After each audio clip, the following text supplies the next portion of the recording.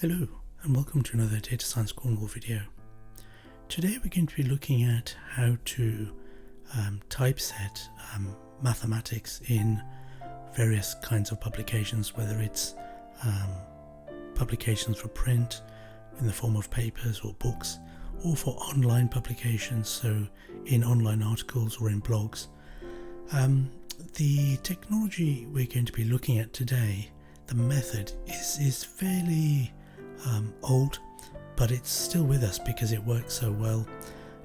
It's not the easiest to get your head around when you've not seen it before, and that's why we're having this tutorial today, is to kind of really share an understanding of the concepts, how it works. It's not intended to be an exhaustive tutorial. So you can see here just some examples of academic papers. This one's on machine learning. It was the first paper on GANs actually, not the first, but the one that made the subject very kind of famous and popular. And you can see the pages have lots and lots of equations and symbols, and taking an initial look at it, it does look very well typeset, and you can imagine that common word processors would struggle to do that. So if we're writing, sort of short articles which don't have a lot of mathematical symbols and equations and formulae, then perhaps we don't need to use these techniques. But if we do rely on lots of it, and then it has to look, it has to be typeset well for it not to look like a mess on the page. And so this is just an illustrative example of a page of content typeset using a system which I'm going to talk about today. So here is a comparison of three methods for generating the same equation. On the top right you can see that it's not a very well designed output. There's very thick brackets. There's the fraction here isn't very clear at all. The horizontal lines are a bit too thick. The spacing is a little bit kind of naive, and overall it looks a little bit ugly. So that's not done very well at all. This one on the top left is much better. It's fairly acceptable, but you can see the one at the bottom is much more refined. You can see that overall it's very readable. The kind of typefaces used are very appropriate. The spacing makes reading this moderately complex formula easy, and that's good. So you won't be surprised that the system we're going to be learning about today produced this good example. This one on the top right, the bad one, is from Google Docs, and this one is the Microsoft Word processor. Again, you can see the Google Docs here producing the worst output. This one, again, it's acceptable. You can see it's perfectly readable, but actually if you look at the one at the bottom, again it's very well balanced. It's not overly heavy in some of the symbols. It's almost as if a lot of thought's gone into the weights and the heaviness of the strokes, and it has actually, the system that produces these has a lot of that logic encoded, as we'll see soon.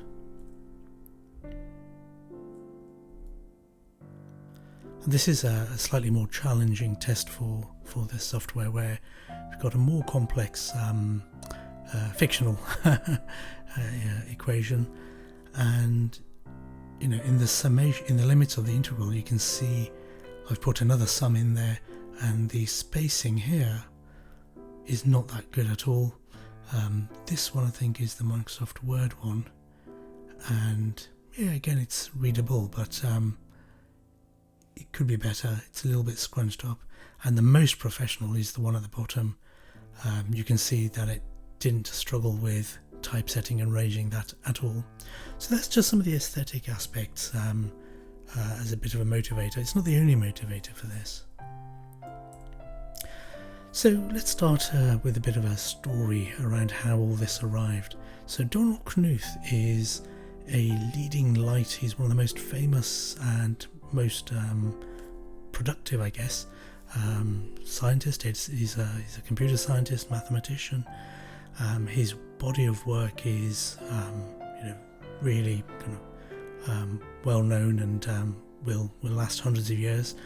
You might know about his series called The Art of Computer Programming. They're effectively the reference books for algorithms. But he took an interest early in his career in typesetting because one of his publishers changed system from the traditional approach where a very skilled practitioner would lay out equations and text on a page almost by hand, and that level of expertise takes years of practice and is not easy to pick up. You don't learn it overnight. But like many organisations at that time, they were digitizing, modernizing, automating, mechanizing, and the machines were not good at recreating the kind of the very mathematical content, and he wasn't happy with that. So he decided to investigate and research how that was done by craftsmen, and he spent a lot of time with them and started to understand some of the kind of heuristics and rules that go into arranging type on a page, and he encoded that in some software called TeX, written T-E-X, and that software is still around today, still used. It underlies many typesetting systems. It's considered one of the most impressive bits of software created, and that was his work. He'd put a lot of effort into encoding the knowledge and experience of typesetters into the software. Clearly not perfect. It's hard to kind of put all that human experience into a bit of software, but it did an extremely good job, and even today it beats competing software, as we've just seen. This was around 40 years ago, so it's quite a long time ago. So we'll look at TeX and some of the software that now sits on top of it. So TeX, which Donald Knuth created in 1978, 40 something years ago, that is considered fairly low level. It arranges symbols on a page, symbols into sentences and paragraphs, and ensures that there's a good kind of balance and arrangement. It's not what we would use today. Today we would use other software which sits on top of TeX, which provides a easy abstraction. You can consider it like HTML with markup, and one of the most popular options for that is called LaTeX, which was developed in 1984. Again, it's still with us, and that operates at the level of defining things like headings and authors and dates and paragraph headings and table of contents and so on and so on, which is then translated into lower level TeX. LaTeX can be considered a set of macros, if you're familiar with that term, and there are lots and lots of other macros that extend it or replace parts of it. There's a whole ecosystem of these packages, and it's a huge world. I mean, you may not be aware of it, but it's very vibrant and very much alive. And again, for those of us who prefer not to write markup, write code to write a document, there are other software where we don't need to write that code, but actually interact with something that looks like a word processor. So things like Lyx look and feel like a word processor, but underneath they are outputting LaTeX, which then gets run to create our documents. So we'll have a look at some of these. So here's just an example of low-level tech. You don't need to understand how it works, but it's just to give you a feel. This is very minimal, and you can see there's some writing here. There's something that looks like an equation. A squared plus b squared is c squared. And you see something that surrounds that, these kind of dollar symbols. So you can see it's like HTML. We have content, and then we have tags, which kind of give it a special status or meaning.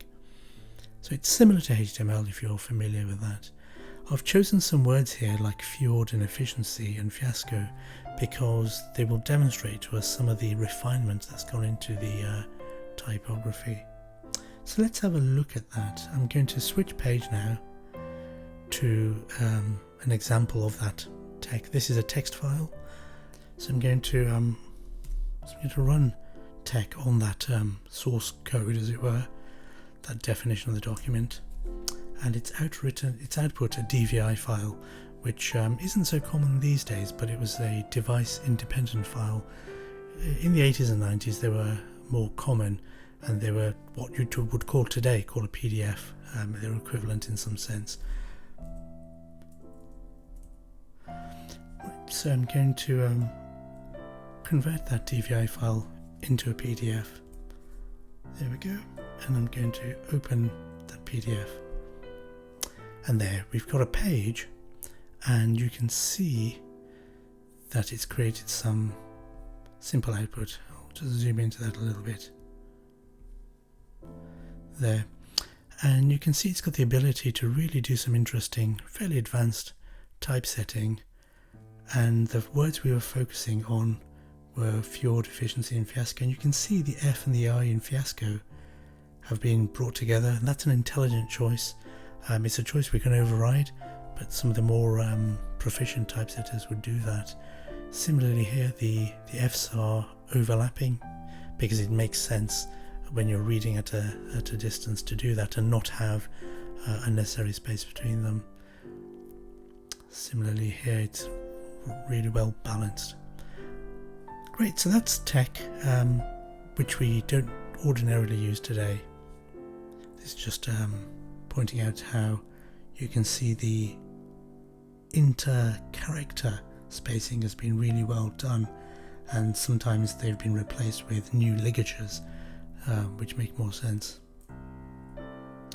So this is now LaTeX, and although it looks like there's a lot on the page, there isn't really. It's not different really to HTML. So we've got sort of a heading set of tags, and we've got some content. We selecting at the top document class, the article. That's a type of document. We're importing some packages like the mathematics package. This is a standard example which you'll find on the web, but I've added a little bit here for overriding how paragraphs are done. So instead of having an indent, they're just spaced apart without an indent. Here you can see title and author and date, so they are giving a semantic meaning to that text, which will then get processed and arranged by LaTeX or tech underneath that. So we begin the document, we end the document, and in between we've got some text. And here we've got some equations, and they're aligned according to the equal sign, so the equal signs will be aligned vertically. So let's have a look at how that would work. Again, this isn't something you would do yourselves. It's the same text here in a text editor, and I'm going to run LaTeX on that source file. There you go.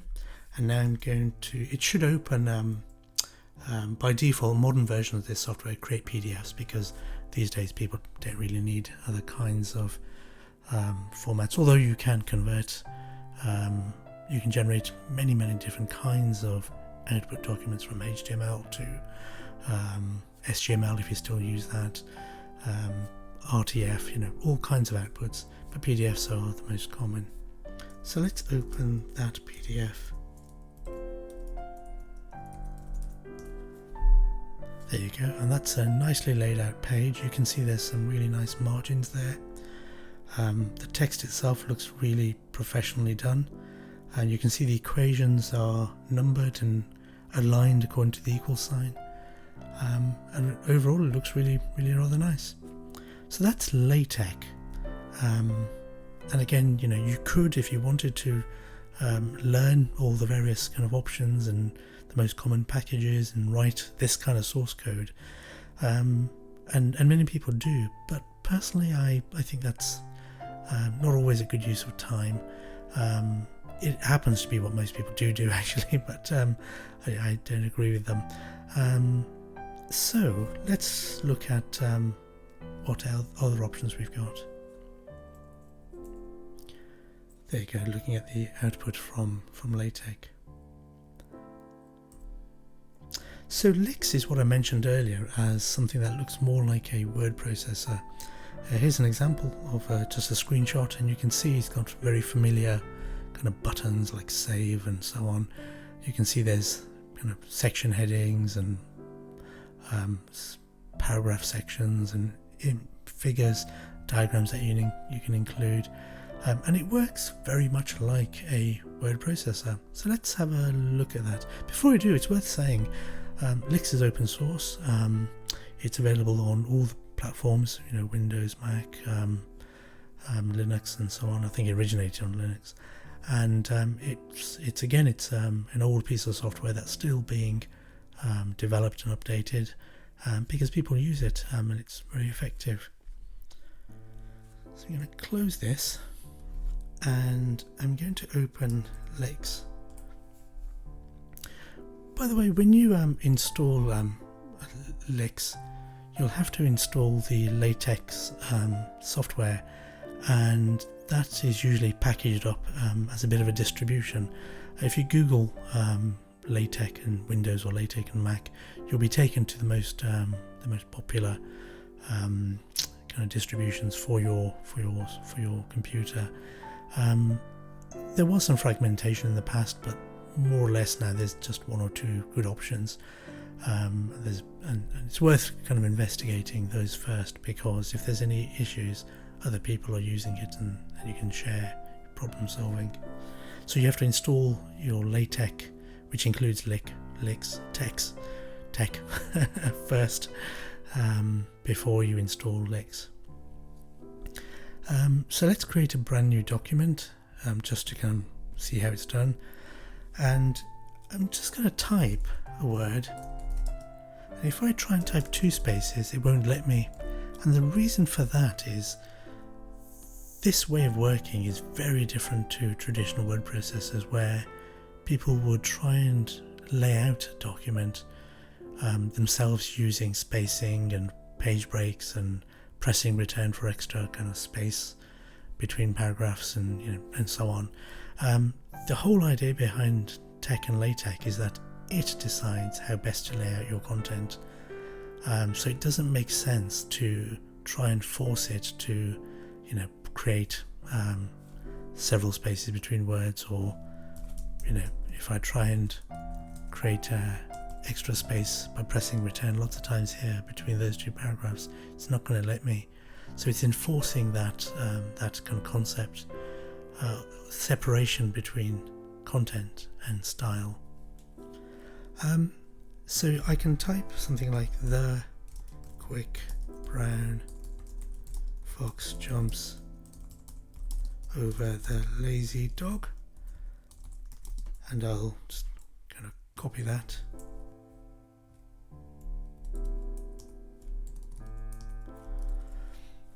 And I can have a quick preview of what that might look like. There's a sort of a shortcut there. There. It doesn't look that interesting, but when you start choosing things like the type of document, now let's look at the document class. The standard one was the one it shows, the article standard, but you can see there's lots of presets here which actually match many of the scientific publications. So you can see IEEE transactions, you can see American Mathematical Society, you can see even Japanese standards for scientific documents, and you can see there's a separation between articles, books, and other kinds of things like letters. To be honest, it's mostly used for reports, articles and books. I'm going to choose book here, say ComiScript book. Let me apply that.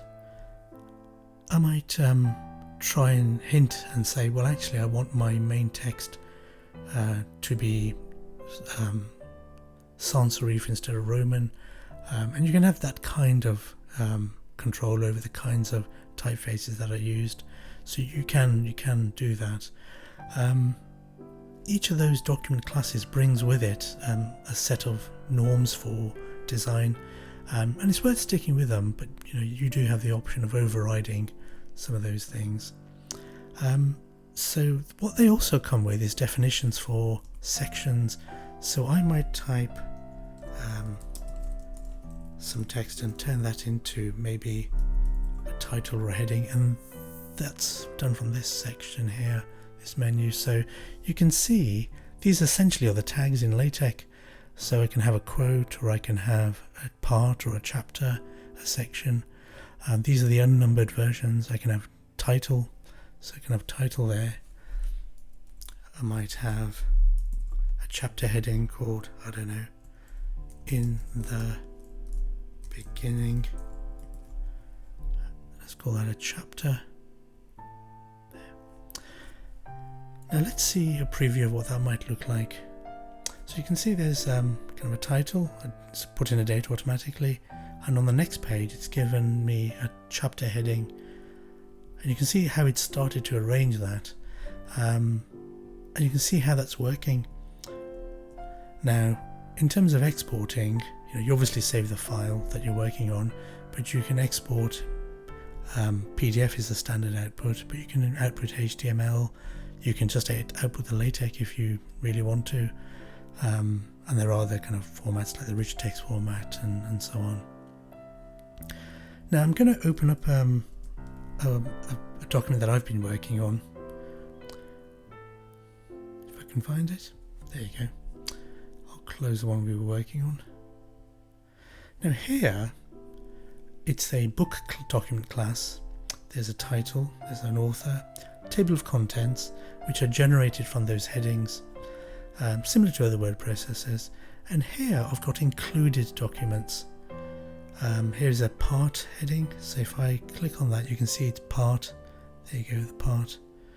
So parts collect chapters, and each of these chapters I've created a separate documents which are included, so that's a nice possibility for working with very large documents like books. So let's look at some of those. There you go, fairly standard. And again, if I try and create an extra space, it just makes it disappear because it doesn't want me to create any styling. It wants to be in charge of that, and that's the right thing to do. Of course you can override these things if you really want to, but the whole point is for us to focus on content and let it work on typography and page layout. And you can see here there's some equations. Let's create just a temporary new document to show you how you create equations. So quick brown fox, quick brown fox. Now I'm going to create an equation. Well, you can create one inline. There's a shortcut, or you can choose it from the menu, like insert equation, insert math inline, or display. So inline I can say x equals y, and if I take a preview of what that would look like, you can see there it's created some maths. Inline means it's almost its own paragraph, so it's in the middle as it were.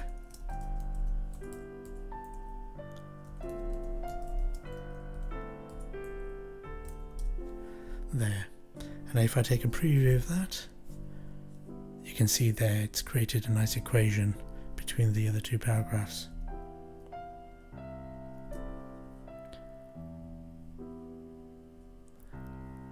And that's what I'm using in my own document. And you can see in the text itself there are examples of inline equations and then display formulae, which are effectively their own paragraph. Let's look at an example where we have included images, diagrams. So here's an example of an included image, and what we do is we can include a figure, but the good practice is to include it as a float, which encapsulates a graphic, and also gives it a figure title, gives it a name like figure number, and then kind of a bit of text to describe it. Now, I should say that historically, the papers and books too often didn't have the figure near the text that referred to it. That seemed to be common practice. Today that's not so common, so we can change a setting somewhere in here, if you can find it, float placement.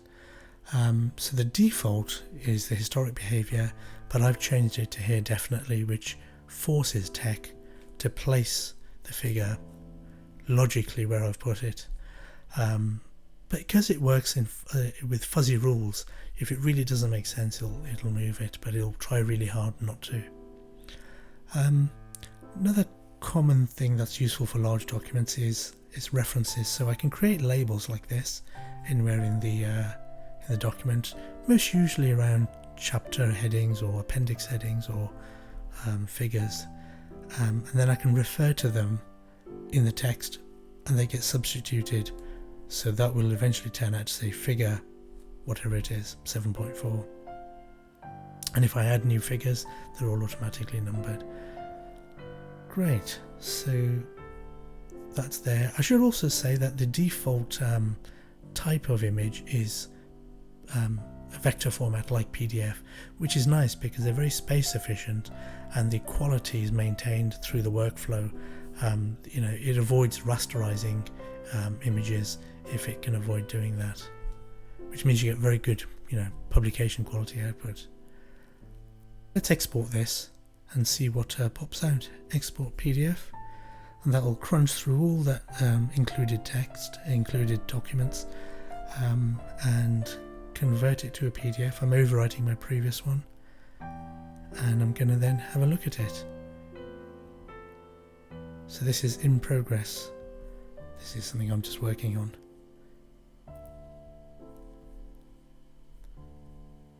So there's a title page with the author, contents generated. Interestingly, you can make them clickable, so I can jump to a particular page. You can see the layout is really nice, really professional. I've chosen the typeface for the headings. I've left the default for the main body text. But at the moment I'm not focusing on that element of it. I'm focusing on the content. And you can see it looks really, really professional, doesn't it? It looks like something a proper publisher would create. And the equations look really, really sort of beautifully typeset. There you go. Let's try and find some more complicated ones. There are those images that were included. Yeah, that's a nice one, isn't it?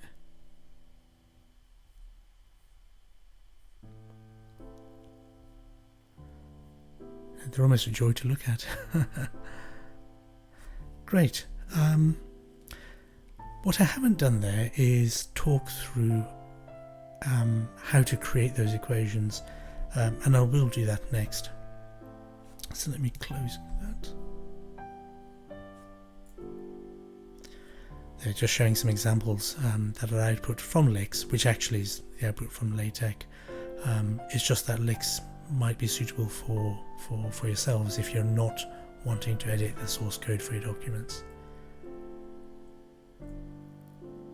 And this is just to kind of emphasize that important point, and it's the concept that sits throughout Lyx and LaTeX, and because it's LaTeX, any other software that's built around LaTeX will also try and enforce this principle of separating content from style. So unlike a normal word processor, you're discouraged, sometimes prevented, from putting in things like spaces and blank pages and so on. It will want to do that using the rules that Donald Knuth encoded into it. But again, it is possible to override that, but we should have a really, really good reason to do that. And often we don't need to, because the output, as you can see, is really, really professional. So we've looked at a Lyx demo. We've looked at the sections for the documents, like paragraphs and chapters and so on. We looked at some simple equations. We talked a bit about including figures and references. And actually, the document I showed you had included documents, so child documents that you can work on separately, which is really effective for very large works where each section is big enough in itself. It's worth saying, and you'll see this kind of diagram around a lot, with things like Microsoft Word and Google Docs, they're easy to use, there's not a lot of effort, but as the complexity needs of your document grow, it becomes harder and harder to use them to do what you want, particularly for scientific or mathematical publishing, and therefore you reach a kind of a limit, a barrier. But just before that barrier, you're working really hard to try and get it to do what you want. And in the old days, there were lots of stability problems where beyond a certain number of included equations or diagrams, the thing would just crash. Sure, things like Word and Google Docs are easy to use to start with, but as the complexity of your documents increases, you soon hit their limits. With things like LaTeX, they are much harder to get started with. Clearly, you're writing code, and alongside that comes debugging and learning how to do things like layout, say arrays and matrices and so on. You're going to have to look them up. So it's harder to get started, but you quickly learn that they are very powerful and can handle pretty much any kind of scientific document. And they're used even in very chemistry heavy publications, for example, because it's great at typesetting those kinds of chemical equations as well. People have used it for musical notation as well. Lyx is in between, where it starts off looking like a word processor, a little bit more, tiny bit more effort, because there's some concepts that might be unfamiliar, like not being able to override its kind of page design, but you can get productive very quickly, and it gets you much further in terms of document complexity. So because it's an abstraction, it can't do everything LaTeX can underneath, but it takes you a long way there, and I would say that's a really nice sweet spot for most people. Now let's move on to the final thing we're going to look at, which is typesetting equations for the web. Now, just to kind of take a look at how web technologies have evolved. In the early days, web browsers were much simpler than they are today.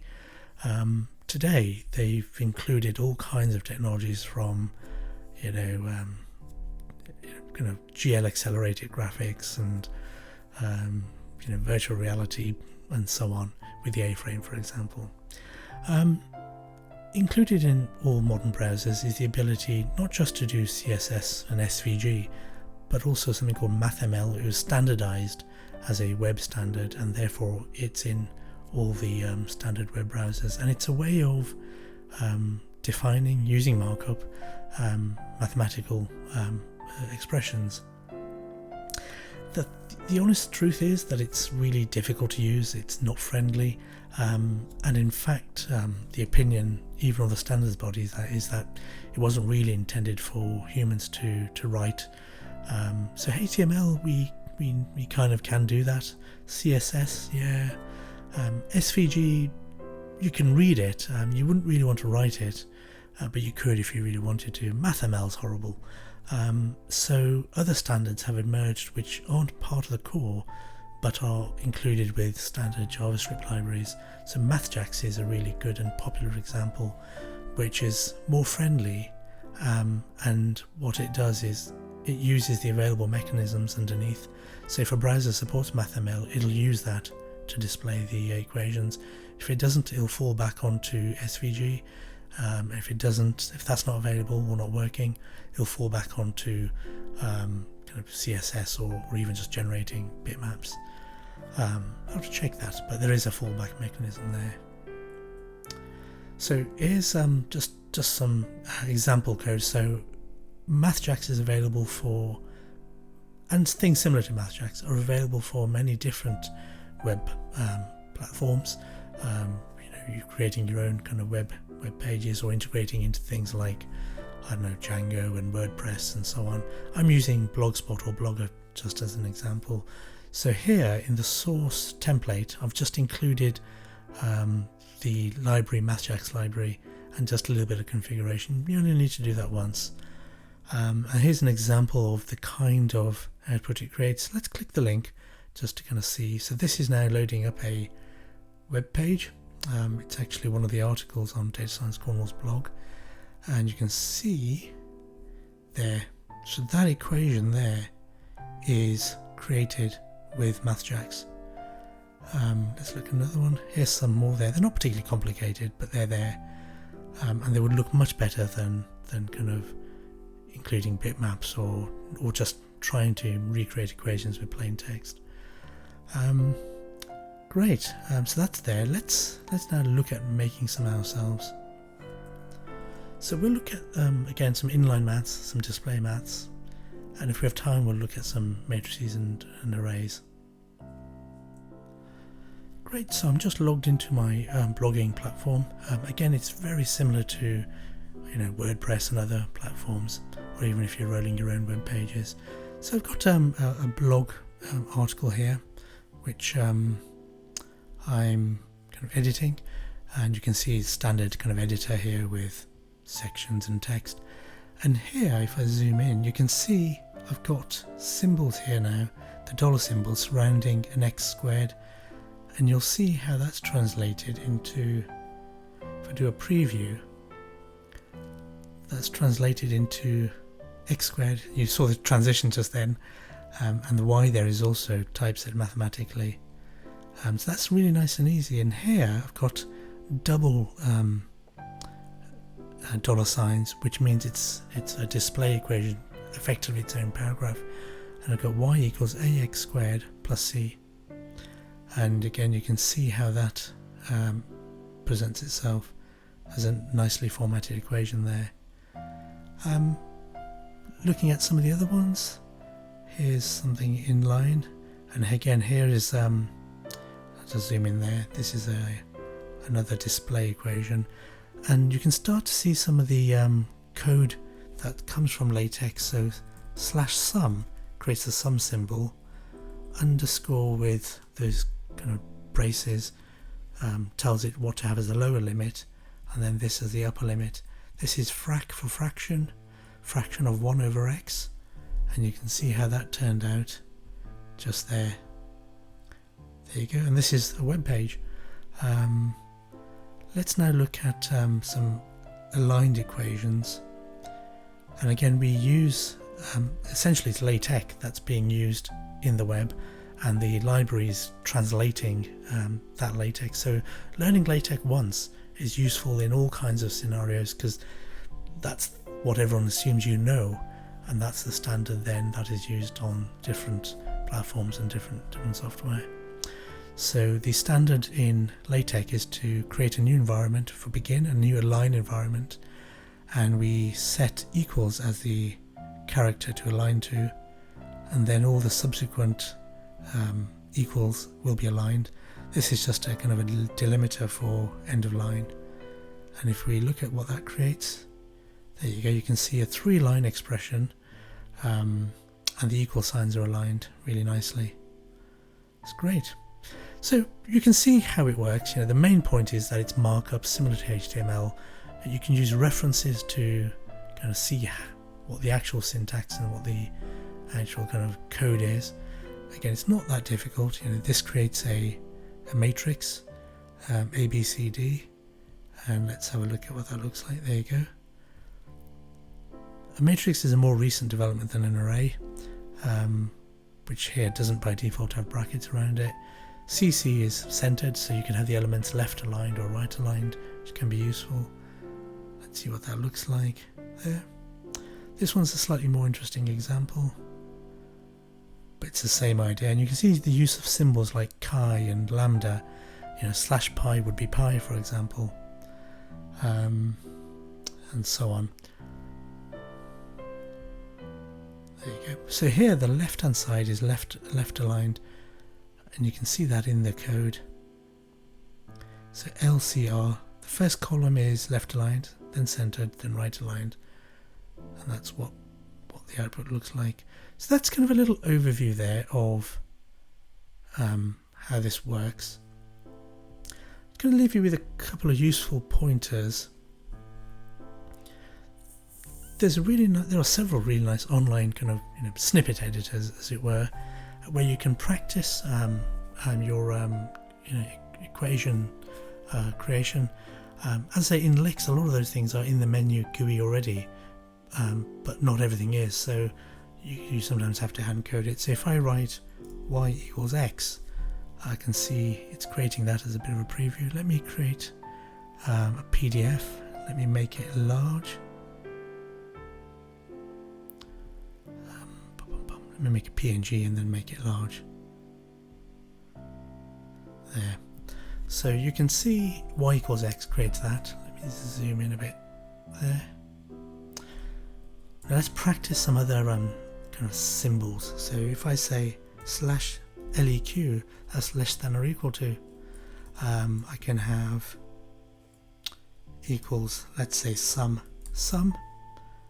and then if I put a limit, these curly brackets are really nice separators. So I can have from 1 to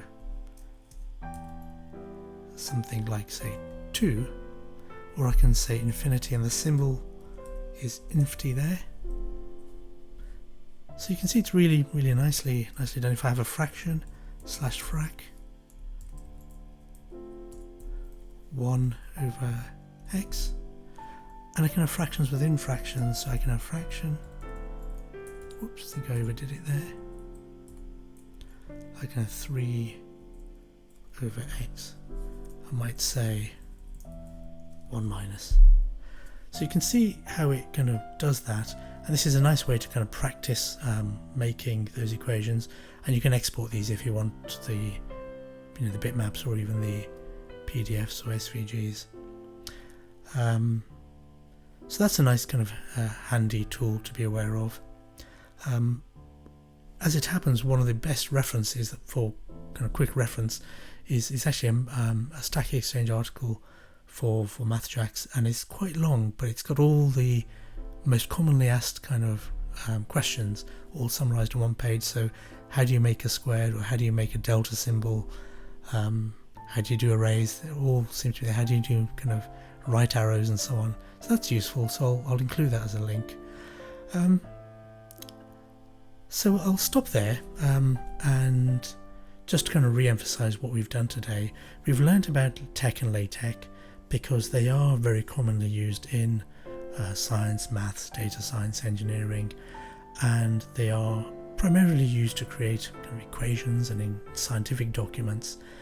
We talked a little bit about the concept today of separating content from style and letting the software arrange the pages.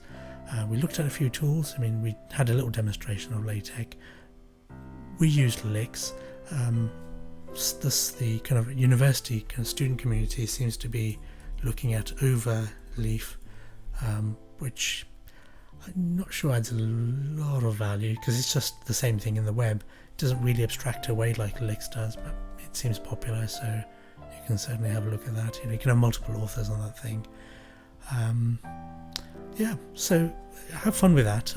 You don't have to know it, but if you're serious about getting into science and data science and engineering and mathematics, it's a kind of a very common skill, so worth kind of knowing a bit about. And it's one of those things that you can start knowing a bit about, then learning more later as you need it. Cheers, bye.